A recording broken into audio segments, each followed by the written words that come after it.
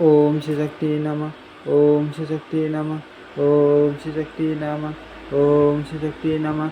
आज चतुर्दशो अध्यायम देवी महात्म्य से संबंधित राजा ध्रुव संधि की कथा। ध्रुव संधि की मृत्यु के बाद राजा युधाजित और वीरसेन का अपने अपने दायित्वों के पक्ष में विवाद। जन में जय बोले, हे देवी, मैंने विष्णु द्वारा किए गए देवी यज्ञ के विषय में विस्तार पूर्वक सुन लिया। अब आप मुझे विस्तृत रूप से भगवती की महिमा बताइए। हे विप्रेंद्र, देवी का चरित्र सुनकर मैं भी वह उत्कृष्ट देवी यज्ञ अवश्य करूँगा और इस प्रकार आपकी कृपा से पवित्र हो जाऊँगा। व्यास जी बोले, हे राजन, सुनिए, अब मैं भगवती के उत्तम चरित्र का वर्णन करूँगा। मैं इसके साथ साथ विष्णु इतिहास तथा पुराण भी कहूँगा। कौशल देश में सूर्य वंश में एक माँ तेजस्वी श्रेष्ठ राजा उत्पन्न हुए।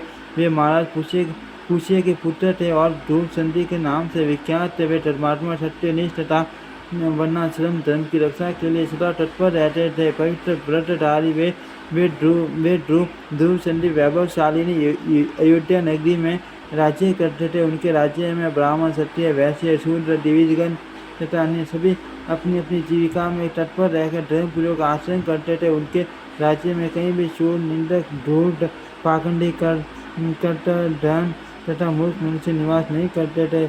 हे करुश्रेष्ठ, इस प्रकार धर्मपूर्वक राज्य करते हुए उन राजा की रूपवती तथा आनंदोपभोग प्रदान करने वाली दो पत्नियां थी। उनकी धर्म पत्नी मनोरमा थी, जो सुंदर रूप वाली तथा परम विदुषी थी, और दूसरी पत्नी लीलावती थी। वह भी रूप तथा गुणों से संपन्न थी। महाराज ध्रुव संधि उन दोनों पत्नियों के साथ राज भवनों, उपवनों, कीड़ा पर्वत, बावलियों तथा विभिन्न महलों में विहार करते थे। रानी मनोरमा ने शुभ बेला में राज लक्षणों संपन्न एक सुंदर पुत्र उत्पन्न किया। उसका नाम सुदर्शन पड़ा। उनकी दूसरी पत्नी लीलावती ने भी एक माह के भीतर शुभ पक्ष तथा शुभ दिन में एक सुंदर पुत्र को जन्म दिया। महाराज ध्रुव संधि ने उन दोनों बालकों का जातक्रम और आदि संस्कार किया तथा पुत्र जन्म से प्रमोदित एवं उल्लासित होकर उन्होंने ब्राह्मणों को नाना विधि दान दिए। हे राजन, महाराज ध्रुव संधि उन दोनों पुत्रों पर समान प्रीति रखते थे। वे उन दोनों के प्रति अपने प्रेम भाव में कभी भी अंतर नहीं आने देते थे। परम तपस्वी उन राजेंद्र ने अपने वैभव के अनुसार बड़े हर्षोल्लास के साथ विधि पूर्वक उन दोनों का चूड़ाक्रम संस्कार किया। चूड़ाक्रम संस्कार हो जाने पर उन दोनों बालकों ने राजा के मन को मोहित कर लिया। वे दोनों कांतिमान बालक खेलते समय सभी लोगों को मुग्ध कर लेते थे। उन दोनों मनोरमा का पुत्र सुदर्शन ज्येष्ठ था। लीलावती का शत्रुजित नामक पुत्र अत्यंत सुंदर तथा मधुर भाषी था। उसके मधुर भाषी तथा अत्यंत सुंदर होने के कारण राजा उससे अधिक प्रेम करने लगे और उसी तरह से वह प्रजाजनों तथा मंत्रियों का भी प्रिय पात्र बन गया। शत्रुजित के गुणों के कारण राजा का वैसा प्रेम उस पर हो गया वैसा प्रेम सुदर्शन के प्रति नहीं था। वे सुदर्शन के प्रति मंद भाग्य होने के कारण कम अनुराग रखने लगे। इस प्रकार कुछ समय बीतने पर आकेट के प्रति सदा तत्पर रहने वाले नरश्रेष्ठ ध्रुव संधि आकेट के लिए वन में गए। वे राजा ध्रुव संबंधी वन में रुरु, मृगों, बनियाले, सुअरों, गवैयों, खरगोशों, भैंसों, सर्पों तथा गैंडों को मारते हुए आकेट करने लगे। जब महाराज उस गहन तथा महाभयंकर वन में शिकार खेल रहे थे, उसी समय मान रोष में भरा हुआ एक शेर जाली से निकला। पहले तो राजा ने उसे बाण से आहत कर दिया। तब अत्यंत कोपाविष्ट वह शेर उन्हें अपने सामने देखकर मेघ के समान गरजने लगा।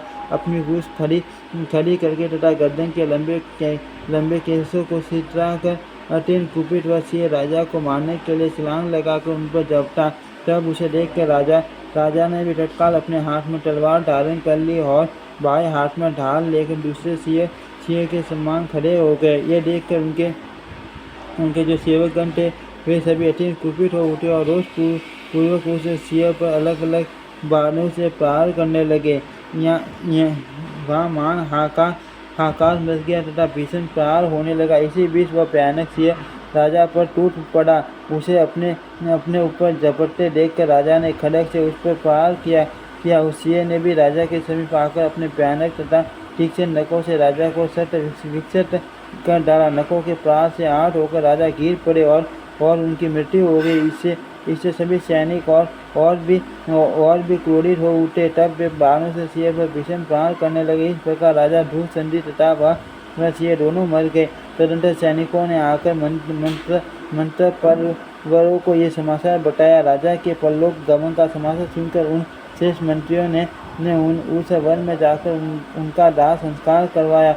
वहीं पर गुरु वशिष्ठ ने परलोक में सुख प्रदान करने वाले सभी श्राद्ध आदि परलौकिक कर्तव्य विधि पूर्वक संपन्न करवाए। तदनंतर प्रजाजनों, मंत्रियों तथा महामुनि वशिष्ठ ने शूरसेन को राजा बनाने के उद्देश्य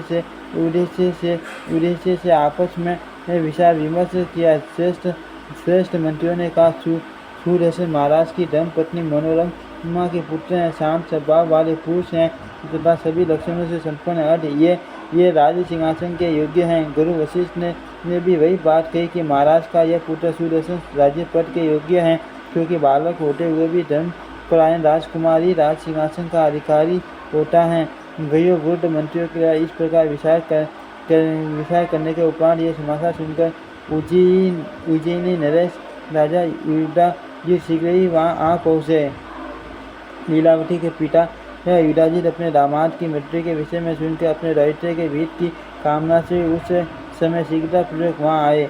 उसी समय शूरसेन के हित साधन के उद्देश्य से मनोरमा के पिता कलिंगाधिपति महाराज वीरसेन भी वहाँ आ गए। सेनाओं से संपूर्ण तथा एक दूसरे से भयभीत वे दोनों राजा राज्य के अधिकारी का निर्णय करने के लिए प्रधान अमात्यों के साथ मंत्रणा करने लगे।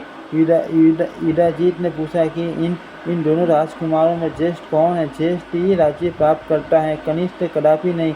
उसी विषय में वीरसेन ने भी कहा, हे राजन, मैंने शास्त्रविदों से ऐसा सुना कि धर्मपत्नी का पुत्र ही राज्य का अधिकारी माना जाता है।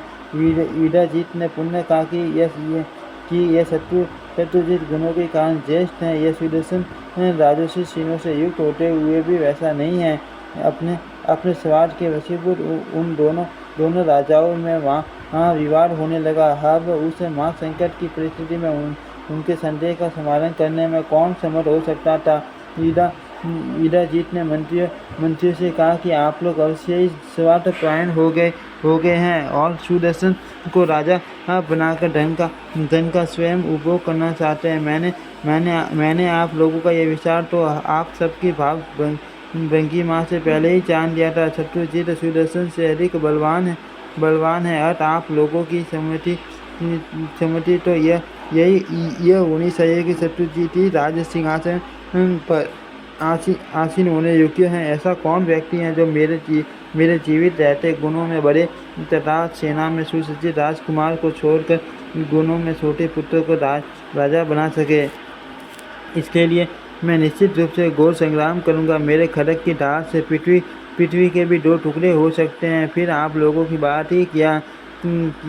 यह सुनकर वीरसेन ने युधाजित से कहा, हे वीरवन, दोनों बालक समान बुद्धि रखते हैं, इनमें भेदी क्या है? तदनंतर उन दोनों को इस प्रकार परस्पर विवाद करते देखकर प्रजाजनों तथा ऋषियों के मन में व्याग्रता होने लगी। तब एक दूसरे को कलेश पहुँचाने के लिए उद्यत युद्ध की इच्छा वाले दोनों पक्षों के सावधान होकर अपनी अपनी सेनाओं के साथ वहाँ पहुँचे। उस समय महाराज धूलसंधि की मृत्यु का समाचार सुनकर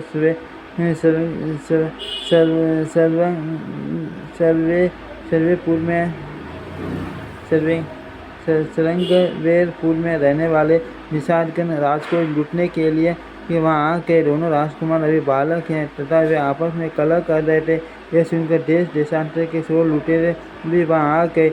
इस प्रकार वहाँ पर भारी कलह उपस्थित हो जाने पर युद्ध आरंभ हो गया। युधाजित तथा वीरसेन भी युद्ध के लिए उद्यत हो गए। इति श्रीमद्देवी भागवते महापुराणे अष्टादशसहस्रायां संहितायां तृतीय स्कंधे युधाजिति सेनयोर्युद्धान्तर्जी भवन नाम चतुर्दशोऽध्यायः। ओम श्री शक्ति नमः। ओम श्री शक्ति नमः। ओम श्री